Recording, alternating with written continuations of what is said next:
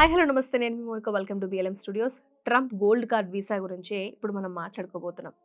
ఇదేదో కొత్త వీసా తీసుకొచ్చాడు, ఎవరికి ఇది, ఏం ఉపయోగం దీనివల్ల అని రకరకాల క్వశ్చన్స్ మీ బ్రెయిన్లో రన్ అవుతూ ఉంటాయి ఈ ట్రంప్ వీసా కార్డ్ అనగానే. ట్రంప్ గురించి మనందరికీ చాలా కొంచెం అవగాహన ఉంది కదా.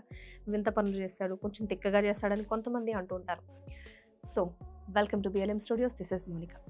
అమెరికా మాజీ అధ్యక్షుడు డొనాల్డ్ ట్రంప్ ఇంకొక సంచలన నిర్ణయంతో మన వార్తల్లోకి వచ్చేసారు.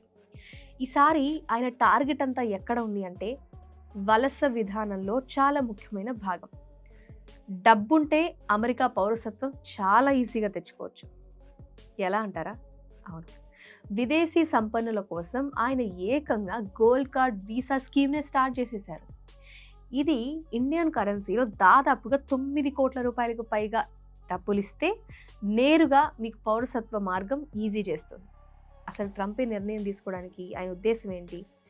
అమెరికా వలస వెళ్ళాలి ఈ విధానంలో అసలు ఎలాంటి చేంజెస్ తీసుకొస్తాయి దీనివల్ల అంటే, ఫస్ట్ ఆఫ్ ఆల్ ఈ కొత్త gold card scheme full details అనేవి తెలుసుకుని నెక్స్ట్ ఏం జరగబోతుందో మనం అంచనా వేయచ్చు. అసలు ఈ గోల్డ్ కార్డ్ వినడానికి బాగుంది, ఏదో బంగారపు ముక్క ఏదో ఇస్తారు. కార్డ్ అంటే అదే కదా, చిన్న ముక్క, అదే ఇస్తారు. అసలు ఏంటి దాని ప్రత్యేకత? 9 కోట్ల విలువ చేసే బంగారపు కార్డులో ఏముంటుంది? సోషల్ మీడియాలో ఆయన చేసిన ప్రకటన ఏదైతే రిలీజ్ చేశారో, ఈ గోల్డ్ కార్డ్ పథకం అనేది ఏంటంటే, బాగా డబ్బులు సంపాదించిన విదేశీయులకు అమెరికా వీసాలు చాలా ఈజీగా వచ్చేస్తాయి. దాని కాస్ట్ ఎంత అంటే కనీసం $1 మిలియన్ చెల్లించాలి. అంటే ఇండియన్ కరెన్సీలో దాదాపుగా 9 కోట్ల రూపాయలకు పైగానే ఉంటుంది.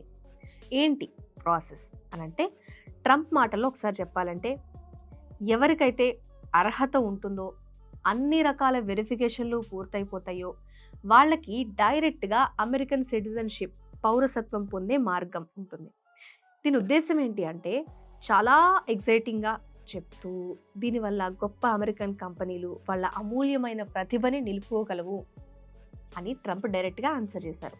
సో అఫీషియల్ వెబ్సైట్స్ ప్రకారంగా కూడా మనం చూస్తే అమెరికాకు చాలా ప్రయోజనం కలుగుతుంది అని నిరూపించుకోగలిగిన వాళ్ళకి ఇచ్చే ఒక వీసా లాంటిది ఇది.